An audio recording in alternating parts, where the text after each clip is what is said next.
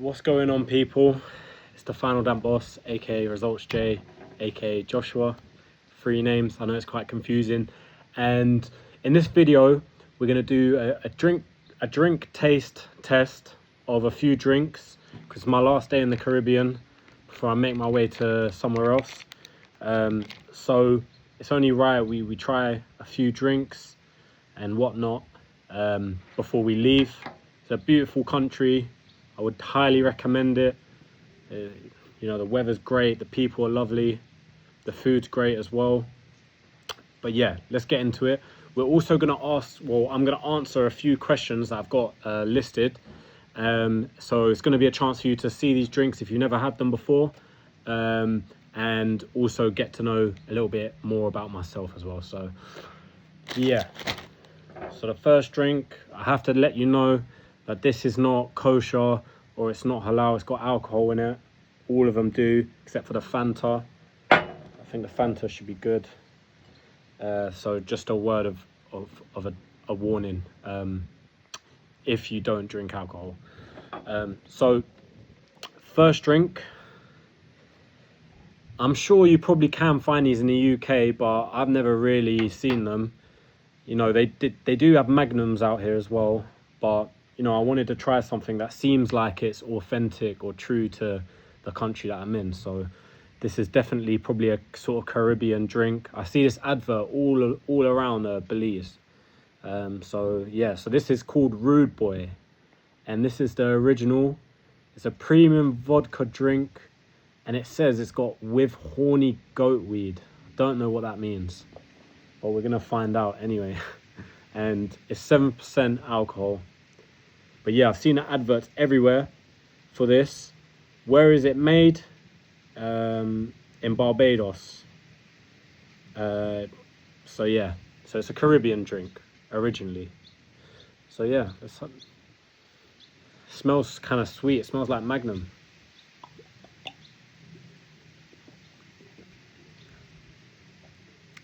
Damn, it's actually really good.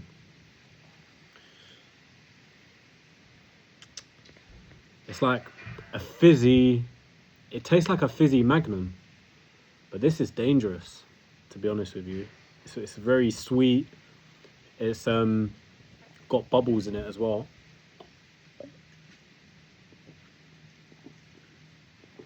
Damn. So the ingredients: purified water, refined sugar, alcohol, horny goat weed, no idea what that is, caffeine, artificial flavors, caramel color. So it's got a few preservatives in it, but not too many. You know, if this was other drinks, it would have a massive list. But it says there's only basically 1, 2, 3, 4, 5, 6, 7, 8, 9, 10. There's only 11 ingredients in this, which I would consider this pretty good. You know, for most drinks, it's got a whole list of like 20 things. So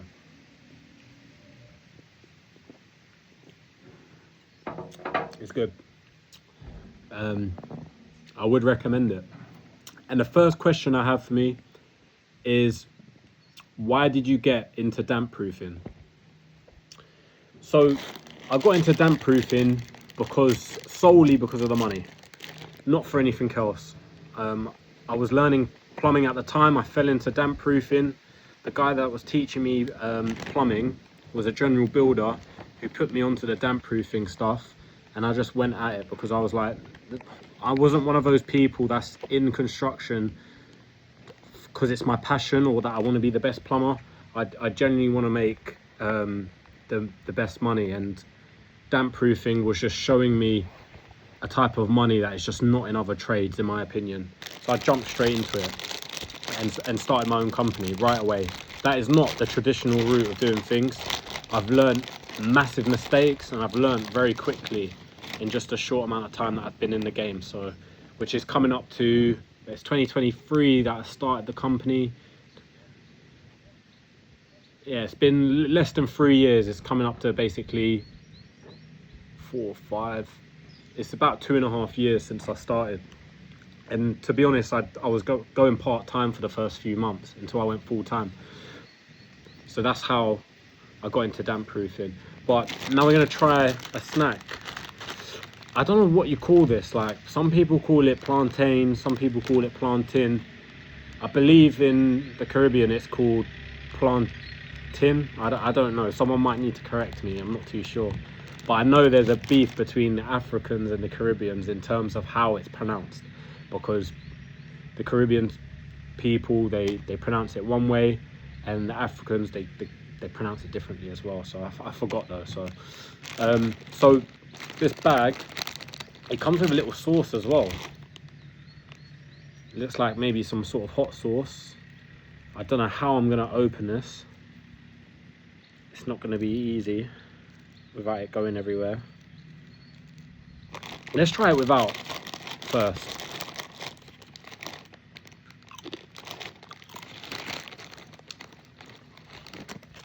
It's like crisps. I know you can get them either like salted or sweet. They taste like Walker crisps. So they taste like ready salted crisps, but they have a better texture to them. They taste more natural than, say, Walker's crisps. But we're gonna try it with the sauce. They come in this little bag. And whilst I open this, let's answer another question.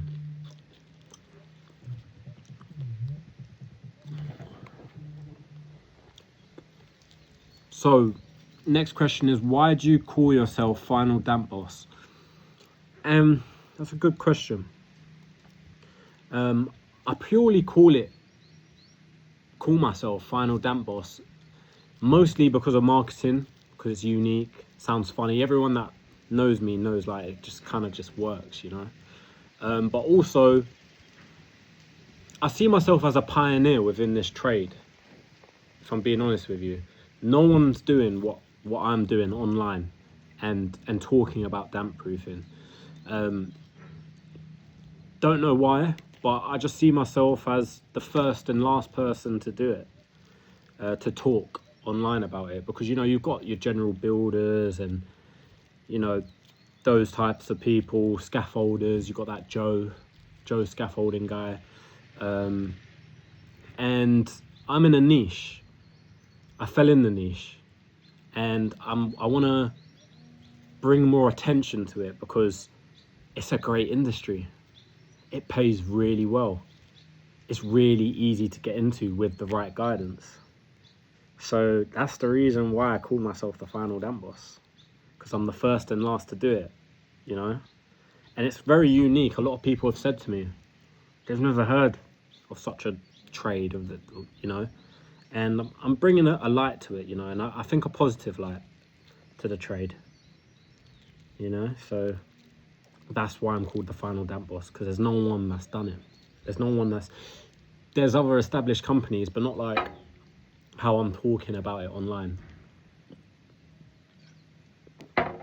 Helping people get into the trade from the start. You know, so yeah, that's the reason why I'm called the Final Damp Boss. I've opened the chili sauce. I think it's chili.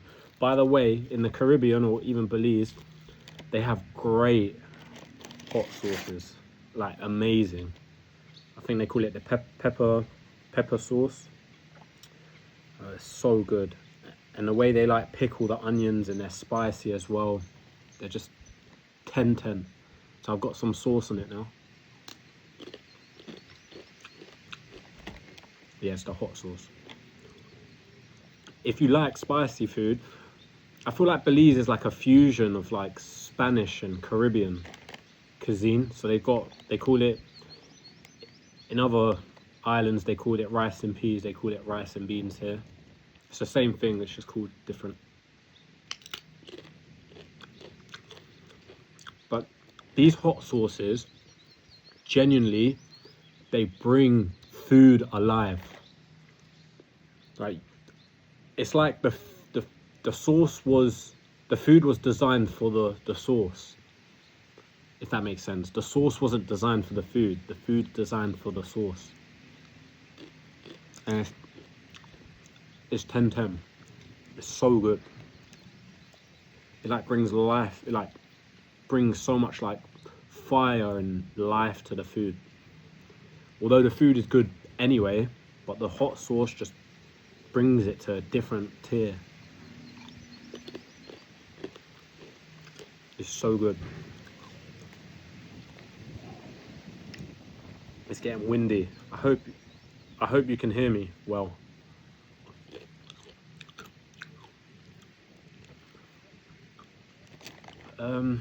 So yeah, let's answer another question.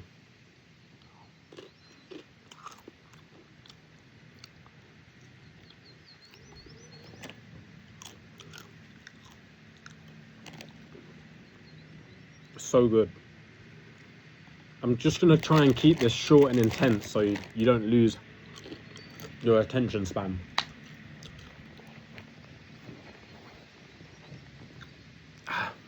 I went to a cave today, ATM cave. It was amazing. Learning about the Mayans, which are like an ancient civilization, how they used to sacrifice humans in a cave. Imagine that. So when there was a drought, we are familiar with that in the UK right now with the droughts. When they were having a drought here, they would go into the cave, right? And at the start of the cave, they would put food offerings to the gods. So you've got a main god and then a god for like wind, water, fire, rocks, etc. From what he told me. And because the area suffered with droughts at that time, the Mayans would go into this cave, right? First, they were offering fruit and food and stuff, like close to the entrance of the cave. But the further you go into the cave, they start sacrificing humans.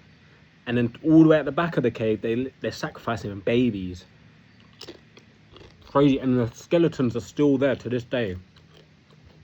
The maddest thing I've ever seen in my life. I've never experienced anything like that. It was fantastic. And it's so eye-opening. One more crisp before we move on. Very eye-opening. I urge you, all men and women, to travel. And don't wait for like friends and stuff to travel. Go travel solo if you're a man. Again, if you're a woman, it might be slightly more difficult, you know. But I urge you to start traveling as soon as possible. But sort yourself out in England first, in my opinion. This is more focused towards the English audience. One more crisp. Too good. But yeah, it's a beautiful country.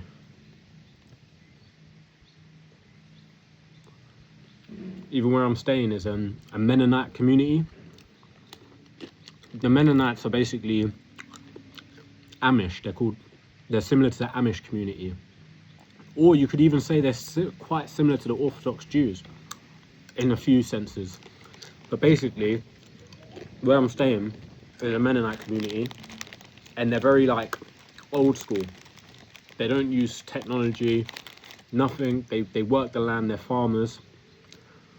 They stick within their community. They all wear the same sort of clothes, the women and the men. It's beautiful. All they do is farm. They're not originally from here. They originated from Canada. They moved due to, you know, not fitting in sort of thing. And they came to a place that was very rural at the time. Obviously it's developed more now. But basically, where I'm staying, which is in Spanish Lookout, it's all predominantly Mennonite community.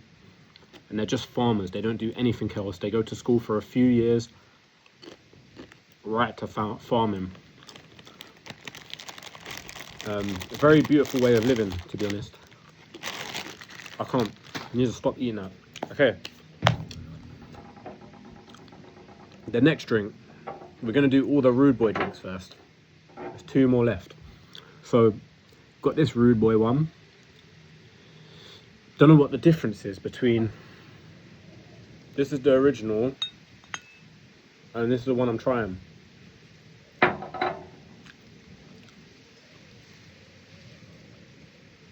Let's try this. This has a few more potions added to it, ingredients, citric acid. Let's try it. That's way stronger. It's 12%, this one. That one was 7%. Nah, I'm not feeling it. This is like proper hardcore, in my opinion. Yeah. I'll definitely stick to the 7%, because this is kind of losing the beauty of the drink. Do you get what I mean? I wouldn't be able to drink that. I like the other ones. I'm going to drink the original one again. The original was nice. We're going to cut through the alcohol maybe. We're going to go to the Fanta. It's just a glass Fanta. But I've never seen like this flavour. It doesn't exactly say what flavour it is, but we're going to try it anyway.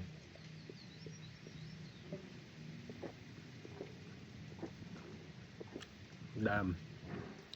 This is good, and you've got to think, because these drinks, especially Fanta and Coke, where is it produced by the Coca-Cola? Let's see where it was actually manufactured. It's probably manufactured here, to be honest, because historically the Caribbean's known for obviously the sugar plantations from back in the day, especially the British Empire. This is actually, Belize is still a part of the Commonwealth. It still has the head of state as King Charles. Wow, I sound so smart for a construction person. Wow. It still has a head of state, King Charles. Queen Elizabeth is still on a few notes as well. Especially, apparently some Canadian guy was telling me that they've even got Queen Elizabeth on their notes in Canada. But yeah, Belize is known for the sugar plantations, the sugar cane, also mahogany, so wood plantations, I'm assuming, which is like a hardwood. So it was a plantation, you know, there was obviously slavery as well, but in terms of Belize, it's a very like melting pot of cultures. You know, you got because back in the day in the British Empire, the British were fighting the Spanish for Belize. So there's a big influence here of, you know, the Latino community. So there's like a melting pot of people. Like, you've obviously got the people that probably like originate from here, and then you've got like a mixed fusion of the Spanish cuisine, Spanish culture as well, and then you've got the fact that the first language, or the main language here, is actually English. And then I'm assuming it's like patois, Spanish. Yeah, so it's very unique, and you know, it's a really cool place. Let me drink some of this.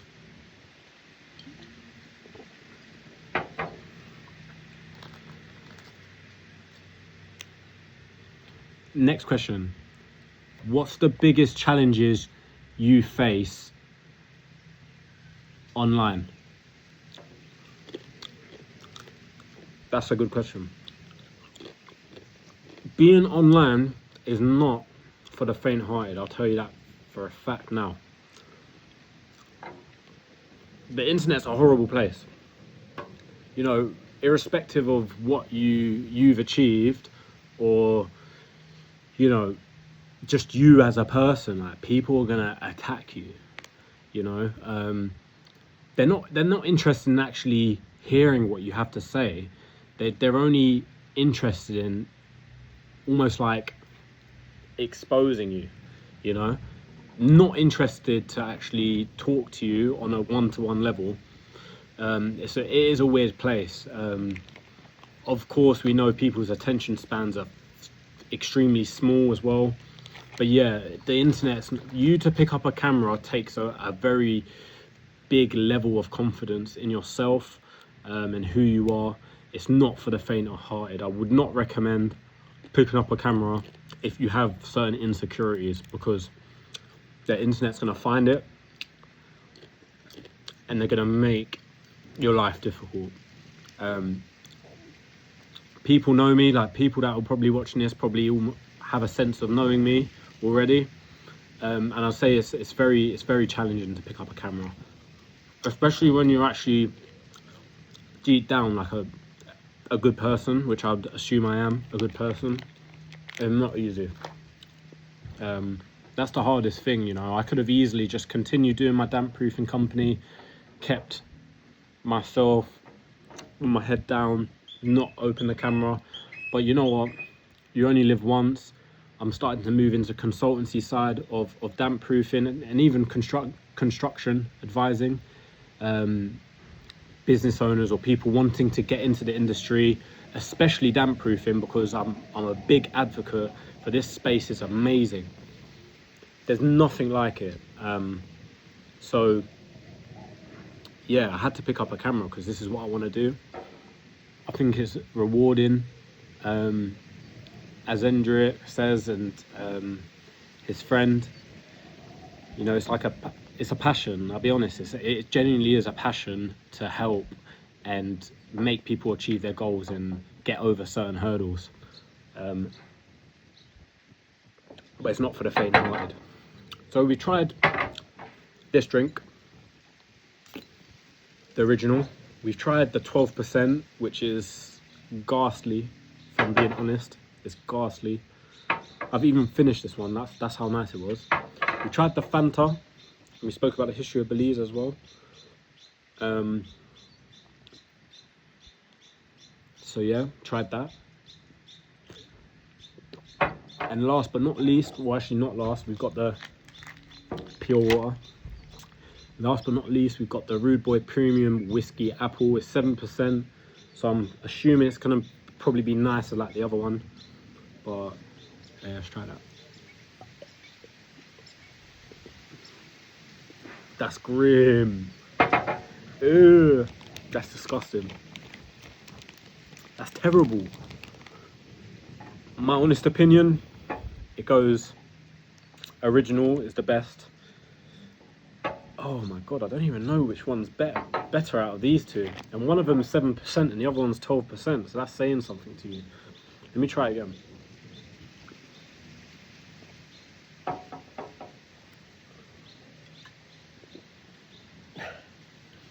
At this point, it's like, which one's uglier? This one's ugly. This is the ranking from, to be honest, it's joint. It's joint. This one's the best one. These two here, if I had to pick a second, it would have to be this one, just for the fact that it's less alcohol. But they're both equally as disgusting as each other. To be honest, it would be Fanta, if we're adding Fanta in as well. But the chips would definitely take the top spot if it had more hot sauce. If it had more hot sauce with it, 10-10. So this is my ranking. And last but not least, we try this. So my African people, they're gonna know what this is. My Caribbean people, they're gonna know what it is. Even my Indian people are gonna know what this is.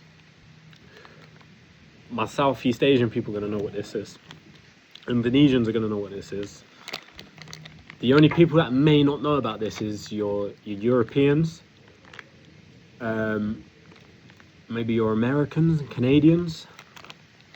But essentially what it is like, they call it pure water. It's just water in a bag, okay? But I will give it this. It does taste nicer, you know. I don't know what it is about it. It's probably good quality water, I'm assuming. But it does taste much better than most waters. And I think it's just because of the fact it's coming out of a bag rather than a bottle. I feel like, but it's plastic, and we all know about plastic is when this is in the sun, the plastic microbes will get into the water and actually make it kind of, it's not as healthy as say a glass bottle. Like for example, a glass bottle of water is always going to be better than a plastic bottled water. But yeah, let's try this. So we're gonna open it how it should be opened, I'm assuming. With your teeth.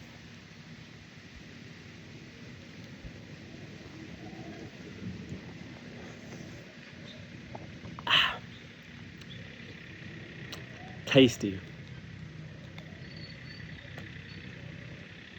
It's purified through 11 stages. Maybe that's why it tastes better. And it's originating from the Maya Mountains. This is way better than Smart Water.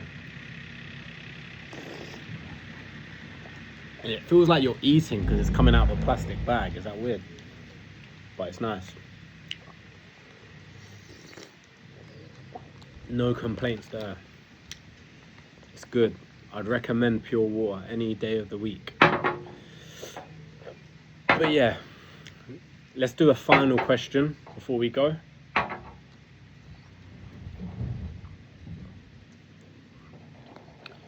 Last question. Is it really achievable for me to start a damp proofing business with zero experience? Yes, because I did it with zero experience. You know, the progress that I made in this industry so quickly, and there is some companies that have done it quicker. I'm not going to deny that. There's a company called, I won't name them, but I know of them and I know how they started, but they had an unfair advantage because they came from the industry previously, so that can't be counted. For me, I came from knowing absolutely nothing. So it is 100% achievable for anyone. It doesn't matter if you've been doing something else in the past and you're not handy with tools. I don't even know how to do, I can't even do one single job to this day in damp proofing.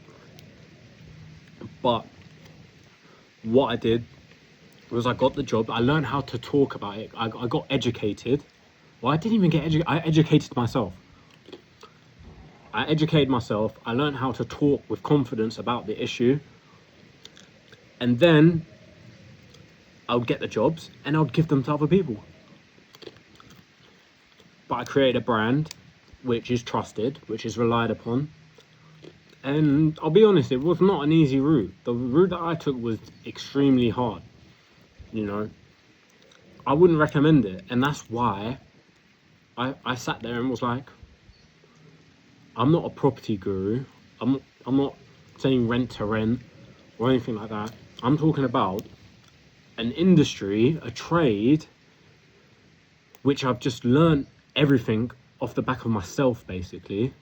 I've scaled it, I've modernized it, I put a 2026 spin Gen Z twist on the company, and I've done quite well from it.